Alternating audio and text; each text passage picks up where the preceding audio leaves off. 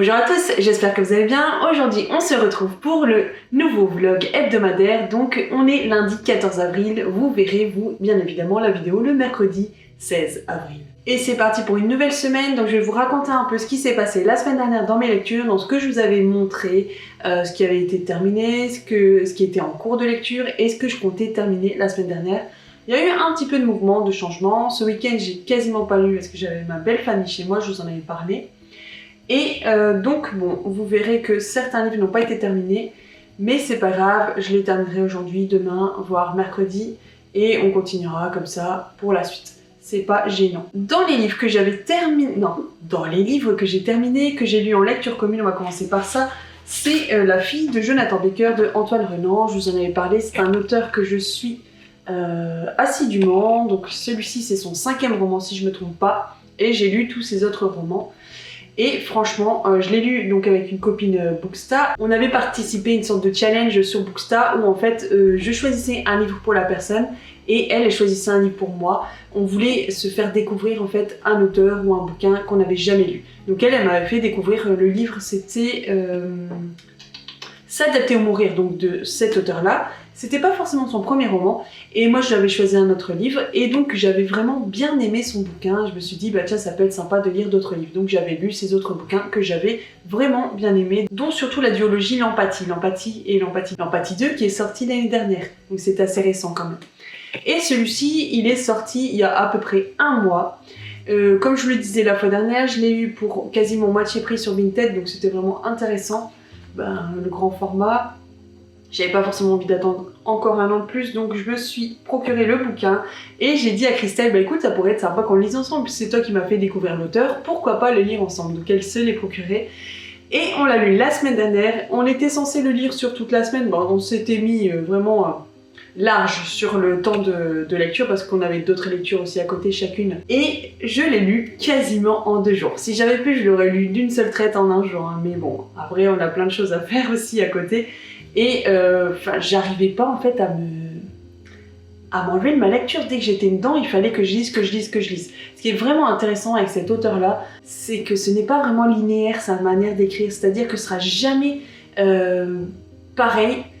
Quels que soient ses bouquins, il y a toujours une façon qu'il va écrire qui sera un peu différente, et on s'ennuie vraiment pas dans ses écrits parce que ce livre n'a pas été écrit de la même façon que le précédent, qui n'a pas été écrit comme le précédent aussi. Et c'est ça qui est vraiment bien, parce qu'il y a des auteurs, on connaît un peu leur façon de faire, ça va être toujours un peu ABA, voilà, je mets entre guillemets, hein, c'est une façon de parler, mais lui, ce sera pas toujours pareil, et c'est ça qui est vraiment bien. Donc en gros, quand on commence le livre, il écrit par exemple ici, première partie, puis on a une deuxième partie qui arrive un peu plus loin, mais dans la première partie c'est pas toujours pareil, dans la deuxième partie c'est pas toujours pareil non plus. Donc en fait on peut pas vraiment mettre un schéma exact sur la manière dont il a écrit son bouquin, et ça, justement, je pense que ça nous pousse vraiment à avoir une lecture qui est plus rythmée, qui est plus dynamique, qui donne peut-être un peu plus de suspense, de mystère au récit. C'est peut-être fait exprès, j'imagine, par l'auteur, mais c'est ça qui est vraiment intéressant, c'est-à-dire qu'il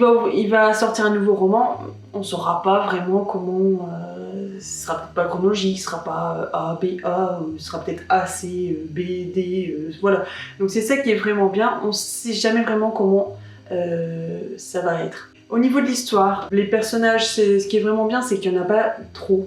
Donc on arrive à savoir qui est qui, c'est pas très compliqué, on ne se perd pas trop, on arrive à rentrer bien dans la situation. Si je vous en dis un petit peu sur le topo, donc c'est vraiment la fille de Jonathan Baker. Donc Jonathan Baker, c'est un tueur en série, il a tué énormément de gens et tout le monde n'a pas forcément été retrouvé. Donc c'est-à-dire que l'affaire n'est pas complètement terminée. Il est en prison, mais tous les cadavres n'ont pas été retrouvés. Les gens pensent que la fille de Jonathan Baker est aussi dans le coup pour certains, et d'ailleurs au niveau judiciaire il y en a qui étaient un peu là-dessus aussi sur cette théorie-là. Donc la fille de Jonathan Baker a son père en prison, donc elle essaye de faire sa vie, elle n'a rien à voir avec tout ça, mais le problème c'est que l'histoire de son père est sur elle en fait, elle traîne cette histoire et elle peine à avoir une vie normale. Et donc c'est un peu ça l'histoire, c'est vraiment centré sur elle, pas sur son père mais sur elle.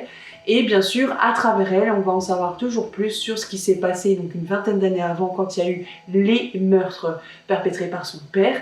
Et elle, on va savoir si elle a été un peu dans l'histoire ou pas, est-ce qu'elle a été une victime comme les autres, ou est-ce qu'elle l'a aidé à faire ses meurtres, tout ça. Donc c'est un peu tout ça l'histoire, et donc on est un peu à différentes époques, donc on a l'époque actuelle, mais on a aussi l'époque où les meurtres ont été perpétrés un peu avant, tout ça, donc c'est un peu sur une vingtaine d'années en fait que l'histoire se passe, et comme je vous dis, comme c'est pas ABA, c'est pas un truc très carré, la structure narrative, eh bien on peut pas dire un chapitre comme ça, un chapitre présent, passé, ou même qui parle, tout ça, voilà. C'est vraiment bien fait, il y a plein de suspense, il y a plein de mystères, il y a plein de rebondissements. La fin est très très très dynamique, c'est un peu comme dans les films d'action où au début on met tranquillement les choses un peu en place, et puis après ça va vraiment très vite jusqu'à la fin, et ça c'est un peu comme ça. Donc franchement j'ai bien aimé, la fin est assez ouverte, on se pose des questions, on n'a pas forcément toutes les réponses, et on se dit même, mais est-ce que l'auteur ne va pas faire un deuxième tome? Ça pourrait être vraiment sympa, mais ça peut aussi rester comme ça aussi, avec nos questions un peu ouvertes. Donc, vous l'avez compris, c'était vraiment une très très très bonne lecture. Je vous recommande si vous aimez les thrillers. En plus, c'est un thriller français, un auteur français, donc c'est bien, on peut les soutenir. Faut pas être trop sensible non plus parce que lui, quand il parle des meurtres, tout ça, il y a quand même pas mal de détails et c'est pas des meurtres très faciles à lire, quoi. Voilà. Donc c'est une très très bonne lecture, j'en ressors vraiment super emballée, quoi. Deuxième bouquin que j'ai terminé hier, c'est Le Silence de l'élu. Donc je vous en ai parlé la semaine dernière mais je l'avais pas encore lu. Donc il a été écrit par Glenn Cooper, donc chez les éditions M+, donc je l'avais reçu en épreuve non corrigée et il est paru le 13 mars. Alors ce livre-là, il m'intéressait, pourquoi? Parce qu'en fait on y parlait un peu de comment ça se passe un conclave avec le pape, tout ça, et moi je ne connais pas trop, donc j'avais envie d'en savoir un peu plus, d'apprendre voilà, des choses là-dessus. Bien sûr, c'est une fiction, ce qui s'y passe dedans, l'histoire en tout cas. Et en tout cas, la quatrième de couverture était vraiment sympa. On était, voilà, on est au cœur du conclave et en fait, il y a deux candidats qui sont un peu sur le dessus. Et donc, normalement, ça va se jouer entre ces deux-là. Mais il faut avoir 75 votes pour que la personne elle puisse être élue. Et il n'y arrive pas. Donc en gros, il y a plusieurs votes par jour. Et tant qu'il n'y a pas quelqu'un qui a les 75 votes, ben, on n'a pas le nouveau pape. Donc la fumée reste noire chaque soir au-dessus du Vatican, ça veut dire que le pape n'a pas encore été désigné. Donc ça va durer longtemps, et d'ailleurs ce conclave va durer plus d'une semaine je pense. Ça faisait très longtemps qu'un conclave n'avait pas duré aussi longtemps pour pouvoir trouver un pape. Il s'avère qu'ici, aucun des deux prétendants à ce titre va être nommé, et c'est plutôt un autre gars qui s'appelle Anthony Budd qui va devenir pape. Donc lui s'y attendait pas du tout, en plus il est assez jeune, il a à peu près 60 ans, alors que c'est jeune pour être pape, en général ils sont plus 70 et voire plus. Et d'ailleurs les autres cardinaux sont bien plus âgés que lui il est dans les plus jeunes. Donc lui, il devient le pape, donc il accepte tout ça, et en fait, va falloir qu'il se construise très très très rapidement une équipe autour de lui et des gens de confiance. Il faut savoir que dans ce milieu-là, quoi qu'on puisse en penser, il n'y a pas que des bonnes personnes, il y a des gens qui vont essayer de se mettre des bâtons dans les roues, et c'est à celui qui va avoir la meilleure place, à celui qui va réussir à faire le coup le plus foireux pour réussir à atteindre la place qu'il veut. C'est vraiment pas facile, et avoir des personnes de confiance autour de soi, c'est très compliqué. Anthony Budd, donc, a l'air d'être quelqu'un de très bien, très bienveillant, gentil, sympa, à l'écoute, attentionné, bref, ce qu'il faut pour devenir un pape. Et en fait, très très très rapidement, lorsqu'il est élu, on apprend qu'il y a une affaire qui va un peu émerger, et sur sa vie personnelle. Alors on ne sait pas ce qui se passe, on ne sait pas quel est son souci, est-ce qu'il a trempé dans des choses bizarres lorsqu'il était plus jeune, mais il y a un truc qui va pas. Et donc voilà, il y a un avocat qui va venir le voir, et puis donc ils vont se rencontrer au bout d'un moment, et on va savoir en fait que il a un secret, et ce secret pourrait tout faire changer par rapport à sa position de pape. Donc on le fait chanter, mais il va essayer de faire en sorte de passer au-dessus de ce chantage et donc de dévoiler au grand jour ce secret. J'en dis pas plus parce que sinon je vais vous spoiler le bouquin. À partir de là en fait, toute l'histoire va être mise au grand jour, et puis voilà, tout ça va continuer, et on va voir si son rôle de pape va pouvoir être mené à bien par lui. Et donc avec toutes les personnes qui sont autour de lui, tout ça, on va essayer de démêler un peu tous tout le fil de cette histoire. Moi, personnellement, le début m'avait quand même bien convaincue. J'ai bien aimé parce que la plume de l'auteur, elle est vraiment sympa, c'est très fluide. Ça se lit très très bien, il y a un peu plus de 300 pages. Ouais, 315 pages, il se lit quand même assez rapidement. Malheureusement, le secret en fait, c'est quelque chose, j'aurais pu imaginer je pense la chose, mais j'ai pas été poussée plus loin, la 4ème de couverture m'intéressait et on n'en parle pas du tout. Et donc c'était pas un sujet qui m'intéressait, donc forcément la deuxième moitié du bouquin, je l'ai lu, mais un peu à contre-cœur. Ma lecture a été vraiment mitigée, autant le début était super sympa et la fin c'était pas des thèmes qui m'intéressaient. Donc j'étais vraiment sur ma faim et même la toute fin, j'ai pas forcément aimé le dénouement, la manière dont ça s'est fait. Donc, bon, voilà, je pense pas que j'étais le bon public pour ce bouquin-là, je pense qu'il pourra plaire à bien d'autres personnes, mais pour moi, ça l'a vraiment pas vraiment fait. Je suis un peu déçue. Malgré la plume de l'auteur, j'ai rien à dire là-dessus, il écrit vraiment bien et je pense que ça me dérangerait pas de lire un autre livre de cet auteur, mais ce thriller historique ne m'a pas plu plus que ça. Je passe à la suite. J'avais lu pour le mercredi jeunesse Trois grands copains sur le tout petit chemin dans la collection Père Castor aux éditions Flammarion. Et donc il avait été écrit, il est toujours écrit par Nadine Brincombe et Olivier Talec. Et c'est une véritable jolie histoire bien écrite sur une amitié entre trois copains, comme il est dit là, un ours, un lapin et un canard, et en fait ils font beaucoup de choses ensemble, mais ils vont se rendre compte que dans la vie, même si on est très copains, on partage tout, il y a parfois besoin pour chacun d'avoir des moments seuls. On a tous besoin d'avoir parfois des moments où on a envie d'être seul, on a envie de passer un moment tranquille, sous un arbre, à contempler la nature, plein de choses comme ça. Et ils vont se rendre compte voilà, que c'est pas forcément grave de ne pas le dire, ça n'a pas besoin d'être un secret. Il faut juste accepter que, eh bien, être 24 heures sur 24 tout le temps ensemble, parfois ça peut être un peu difficile. On a juste besoin de respirer aussi. C'est vraiment une très jolie histoire à mettre entre les mains de tous. Franchement, c'est vraiment sympa. Donc on y parle vraiment, comme je disais, d'amitié, c'est très calme, paisible. Et on y parle aussi de nature, et forcément les personnages sont des animaux. Donc c'était une jolie histoire, très sympathique. Donc ça c'est les livres que j'ai lus la semaine dernière en version papier. J'oublie souvent de vous dire ce que j'ai lu en numérique ou ce que j'ai écouté en audio, donc je vais le faire tout de suite. En audio, je n'ai rien écouté la semaine dernière, mais en numérique, j'ai terminé de lire le roman de Marceau Miller, écrit par Nous ne savons toujours pas, et publié aux éditions La Martinière. Alors au niveau de ce bouquin-là, franchement, je l'ai lu sur pas mal de jours, c'est le soir comme ça en e-book. En général, je lis juste avant de me coucher et c'est vrai que les derniers temps, j'avais du mal à lire longtemps. Je m'endormais assez vite, donc ça a pris plus de temps que prévu. Mais c'est pas grave, j'ai bien aimé ma lecture. C'était un livre qui était vraiment très en vogue, très mis en avant par beaucoup de monde. On en a fait beaucoup de publicité et forcément il m'avait intriguée quand je l'avais vu sur NetGalley. D'ailleurs, je l'ai lu grâce à ça, à la plateforme NetGalley. Je me suis dit tiens, je vais solliciter le bouquin, on va voir si la maison d'édition accepte. Donc ils ont accepté, j'ai pu le lire. Et franchement, c'est une histoire vraiment bien sympa. C'est thriller, polar. Marceau Miller, qui est un écrivain très connu et très célèbre, donc ses livres se vendent à des millions d'exemplaires, est retrouvé mort un jour dans la montagne. Il a escaladé et apparemment il est tombé accidentellement et il est décédé. Évidemment, sa femme Sarah ne va pas croire à un accident. Elle se dit c'est pas possible, il savait ce qu'il faisait. Non, il y a un truc qui cloche, c'est pas possible. La police n'est pas trop de cet avis-là, pense vraiment que c'est un accident. Heureusement, Sarah elle a un ami qui est un ancien gendarme, et elle va lui en parler, ils vont faire leur propre enquête et vont découvrir quelques petits indices qui prouvent bien que ce n'est pas un meurtre. Mais la police n'est toujours pas trop chaude par rapport à cette situation, donc Sarah va devoir mener un peu son enquête et au bout d'un moment, la police va être mise dessus parce qu'elle va aller voir les médias. Et à cause des médias, la police sera vraiment obligée de mener son enquête, quoi. Elle ne pourra pas laisser ça de côté. Donc on va se rendre compte en fait dans l'histoire que Marceau Miller, sa femme ne le connaissait pas totalement, il avait quand même pas mal de secrets, des mystères, des choses qu'il faisait dont elle n'était pas au courant.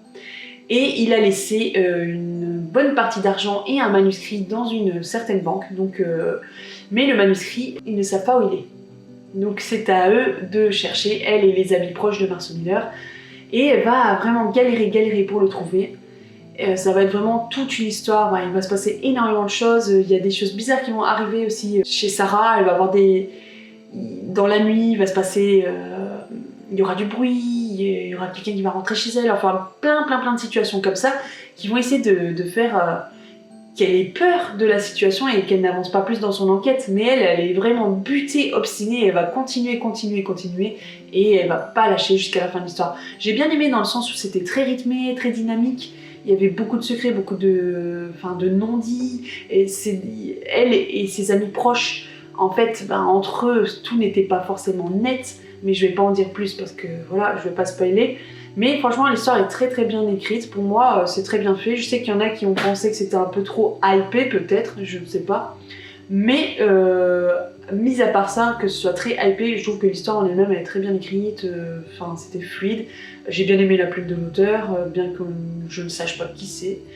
Et puis, je trouve que ça tenait assez la route. Et c'est vrai que beaucoup ont dit que le caractère de Sarah était un peu agaçant parfois, elle était vraiment pénible, mais en même temps elle est en deuil, personne ne croit que son mari a été assassiné, elle est toute seule pour mener l'enquête, forcément elle va avoir un comportement qui sera pas forcément à son avantage. C'est vrai que moi parfois je me disais mais elle est folle, elle pourrait au moins s'habiller correctement, bref ce genre de choses. Mais je pense que peut-être qu'elle était tellement dans son truc que le reste était un peu en fait secondaire. Heureusement qu'elle avait quand même son amie qui pouvait s'occuper des enfants parce que c'est vrai qu'elle les délaissait un peu ses enfants pour mener l'enquête à bien. Franchement c'était quand même une bonne histoire, j'ai bien aimé. J'ai pas perdu mon temps à lire ce bouquin, j'ai bien aimé, c'était voilà. À lire si vous aimez ce genre de livre.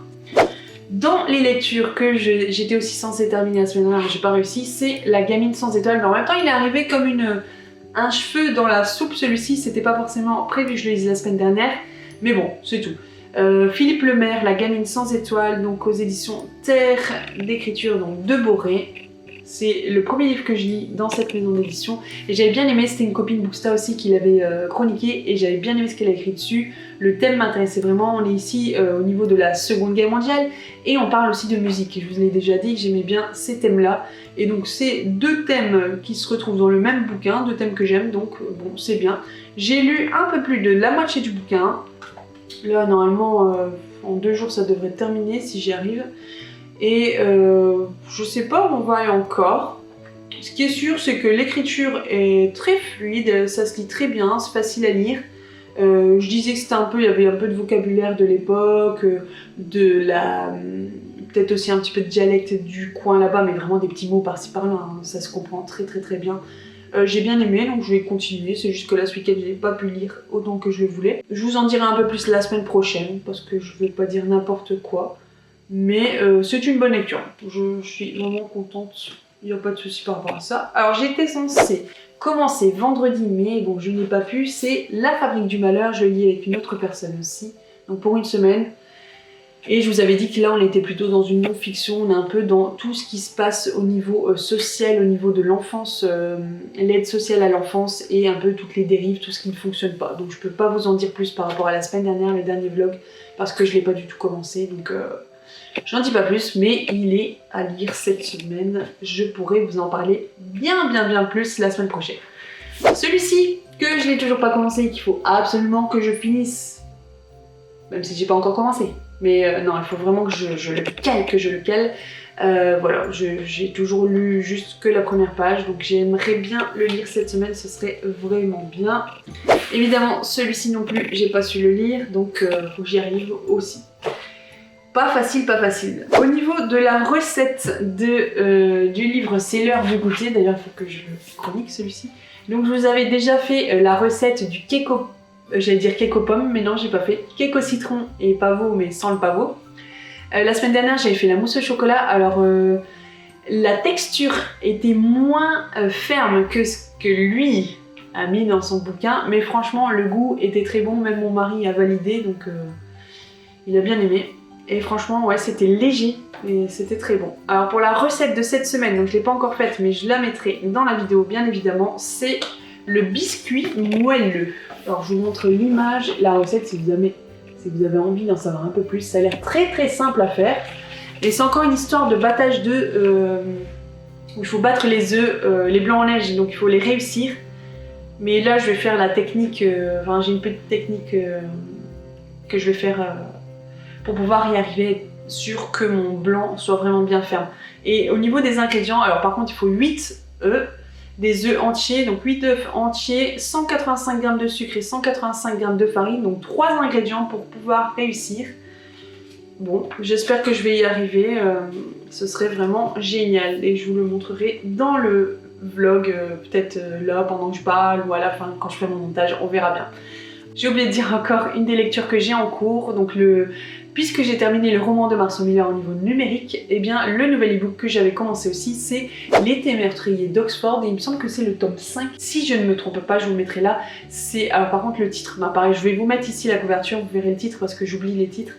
Et donc forcément c'est la suite avec Gemma, donc celle qui tient un tea room en Angleterre, près d'Oxford, et donc qui est toujours mise, comment dire, à partie dans un meurtre. Il se passe un meurtre, là elle a découvert, elle était présente le jour où quelqu'un est tombé du pont et est décédé, donc elle va mener sa petite enquête avec les vieilles petites dames aussi qui l'aident dans son... Et bon, on est toujours avec la belle écriture de Anna et c'est vraiment bien, je me plais bien, c'est un cozy mystery donc c'est vraiment tranquille, c'est sympa, il y a toujours ce petit thème au niveau de tout ce qui est meurtre, enquête et tout, que j'aime bien, mais vraiment dans une ambiance plus cosy, chaleureuse, paisible, et là franchement pas besoin d'être une âme sensible pour lire ce type de livre, c'est pas un thriller, normalement vous ne ferez pas de cauchemar en lisant ce type de bouquin. Donc c'est bien si jamais vous êtes un peu sensible au niveau de ces choses-là, les cozy mysteries sont vraiment un bon compromis par rapport à ça. Si vous avez envie, si vous aimez quand même un peu tout ce qui est enquête, mystère, investigation, ce genre de trucs, un cozy mystery serait vraiment bien pour vous. Les réceptions, je vous parle des réceptions de la semaine dernière. Alors j'ai reçu au niveau jeunesse, la planète se réchauffe, donc si vous l'aurez bien compris, ça va parler essentiellement de réchauffement climatique. Je vous lis la 4e. Les vaches, les voitures, les usines émettent des gaz, beaucoup de gaz. Ensemble, ces gaz contribuent au réchauffement de notre planète. Mais comment les proutes des vaches et les fumées des usines peuvent-ils changer le climat? Voici un album documentaire qui explique la crise climatique au plus petit et comment on peut agir. Au niveau des images, des illustrations, elles sont plutôt jolies je trouve. Voilà, donc c'est un livre qui sera lu bientôt. Rapidement, et c'est aux éditions Milan. Autre réception, donc dans le cadre, je vous avais parlé du jury Gallmeister dans lequel je suis cette année, donc on a 6 livres à lire sur une moitié de l'année on va dire, donc ça a commencé le mois dernier et ça se terminera vers le mois de septembre-octobre je pense. Le premier livre que j'avais lu, et c'était un vrai coup de cœur, c'était le conte qui a été mis à l'écrit donc par Velma Wallis, et c'était Seul dans le Grand Nord. Je vous en ai parlé la semaine dernière et la semaine précédente il me semble, et dans le bilan lecture du mois de mars, c'était vraiment un beau coup de cœur, un livre de 150 pages vraiment rapide à lire et très très bien écrit avec de belles illustrations aussi. Et le deuxième roman donc, que j'ai reçu, il est déjà sorti celui-ci, c'est L'héritage sans nom de Hélène Gustafsson, donc toujours aux éditions Gallmeister. Et donc là ici on est dans un thriller, dans une fiction, je peux vous lire la 4e de couverture, donc c'est traduit du norvégien par Mathis Ferroussier. Lars contourna le rideau et dut ancrer ses pieds fermement au sol face à une telle vision. Jamais il n'avait vu quelqu'un exposé de cette manière, ce fut le premier mot qui lui vint. Exposé. Un soir d'été, une bande d'amis se retrouve pour célébrer le passage au lycée. La fête bat son plein, les relations se nouent, se dénouent, portées par l'excès et une insouciance juvénile. Mais lorsque la nuit se dissipe, la descente est brutale. Elisabeth, 16 ans, a été violée. Saisie par une rage vengeresse, elle commet un acte lourd de conséquences qui marquera les jeunes gens à jamais. 15 ans plus tard, le docteur Haraldsen, gynécologue respecté, est retrouvé assassiné dans une macabre mise en scène. Le policier, Lars Lucassen, est mis sur le coup et son enquête révèle des liens troublants entre les deux affaires. Ce thriller sombre et hypnotique puise dans les contradictions et les perversités les plus intimes de la société norvégienne. Je pense que je vais passer un bon moment, mais apparemment, faut pas être trop sensible pour lire ce bouquin. Donc là, on est plus dans du thriller, et c'est très bien. Un prochain livre que j'ai reçu, c'est Le fabuleux café des souvenirs de Shiori Ota aux éditions City. À Hokkaido, au Japon, Madame Ayari tient un petit café extraordinaire. Mais ce ne sont pas que la saveur des breuvages et la chaleur de l'accueil qui en font un lieu aussi unique. Durant les 4 minutes et 33 secondes que nécessite la préparation du café, les clients peuvent voyager dans leur passé. Parmi eux, il y a Imari, la jeune fille dont la vie a été bouleversée par un grave accident. Ou Kobayashi, le veuf qui regrette de ne pas avoir offert de fleurs à sa femme pour son dernier anniversaire. Mais aussi l'excentrique Madame Sugiura qui aurait aimé pouvoir protéger sa fille. Alors que le café coule tranquillement dans les tasses, chacun reçoit le plus beau des cadeaux, la possibilité de réparer ses erreurs et de prendre un autre chemin. Il faut simplement être prêt à saisir sa chance pour se réconcilier avec le passé.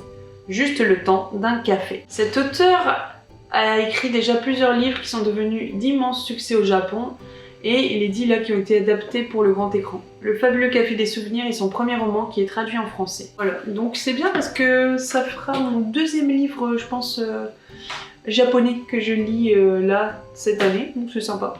À voir comment ça va être aussi celui-ci. Et le dernier livre que j'ai reçu, donc c'est d'une amie, Marie-Fanny Gufflet, qui est Là où le vent me portera. Donc un livre qui est assez court. Il nous fait une 50aine de pages, je pense, un peu plus peut-être.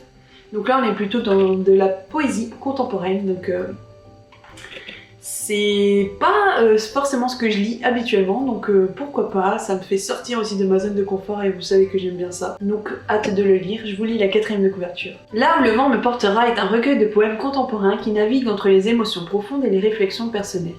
À travers 5 actes poétiques, l'auteur explore son parcours intérieur, depuis son enfance sur l'île de la Réunion jusqu'à sa maternité au Canada, en passant par ses luttes et triomphes. Ce recueil aborde des thèmes universels tels que la quête de soi, l'acceptation de ses fêlures, la résilience, l'amour de soi, la foi.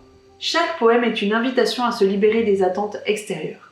Ce recueil touche les cœurs des lecteurs à la recherche d'espoir, de sens et de réconfort.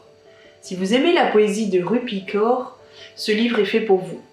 Là où le vent me portera vous accompagne dans une réflexion intime, poétique et inspirante sur la vie, l'amour et la liberté. Ça a l'air très bien. C'en est terminé pour les réceptions de la semaine dernière, ce qui est déjà très bien. Et la semaine dernière aussi, c'était vendredi ou samedi, je pense que j'ai reçu un mail de Babelio, donc de la masse critique privilégiée. Donc j'ai pas participé à la masse critique, c'est eux en fait qui viennent vers vous et qui vous proposent un bouquin.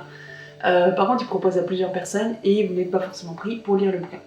Donc ils m'ont demandé si j'étais intéressée par le bouquin qu'ils me proposaient et j'ai dit oui. Et là ce matin j'ai reçu la réponse comme quoi j'allais bien recevoir ce bouquin. Donc je vous dis quel est le titre de ce bouquin. Donc c'est La dernière liste de Mabel qui a été écrit par Laura Pearson et aux éditions de l'Archipel. Alors j'ai lu la 4e de couverture mais là je serais incapable de vous la raconter à nouveau, je ne me rappelle plus mais je sais que ça avait l'air très intéressant. D'ailleurs je pense que je l'avais peut-être vu sur NetGalley, mais je suis pas sûre. Et je m'étais dit, tiens, ça peut être sympa de le lire. Mais après, je m'étais dit, bah non, fais gaffe, t'as déjà trop de livres à lire. Bon, là, on me l'a proposé, donc j'ai dit oui. Et donc, c'est un peu dans le même principe que la masse critique. Quand vous postulez, vous avez un mois dès la réception du bouquin pour pouvoir le lire et le chroniquer sur leur plateforme, sur Babelio. J'ai à peu près tout dit, je pense, sur tout ce qui a trait avec la lecture et la littérature sur la semaine dernière. Au niveau du blog, je vous avais parlé de mon blog, je vous le remets un peu ici, je vous mets quelques images.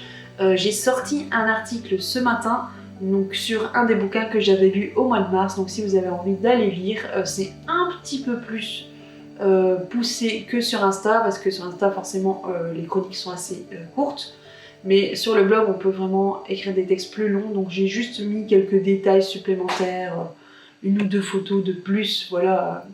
Mais après j'ai pas écrit un roman non plus. Mais n'hésitez pas à aller voir le blog, à en parler autour de vous, à le partager pour qu'il puisse se faire connaître parce que forcément je viens à peine de le créer donc c'est tout nouveau et c'est très difficile d'avoir de la visibilité. Voilà.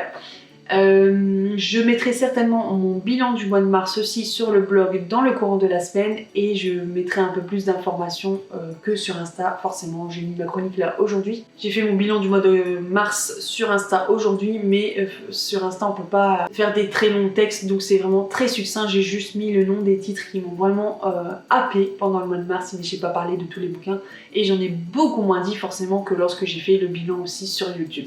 Voilà, mais si vous avez envie d'avoir un petit écrit, n'hésitez pas à aller sur le blog, il sera là vers la fin de la semaine, je pense. Oui, et pour terminer cette vidéo, donc je vous parle vite fait du swap ménage tapal, donc je vais faire une vidéo pour samedi et qui va en parler vraiment exclusivement que de ça, mais n'hésitez pas donc du coup à aller voir ma vidéo qui sortira samedi là-dessus.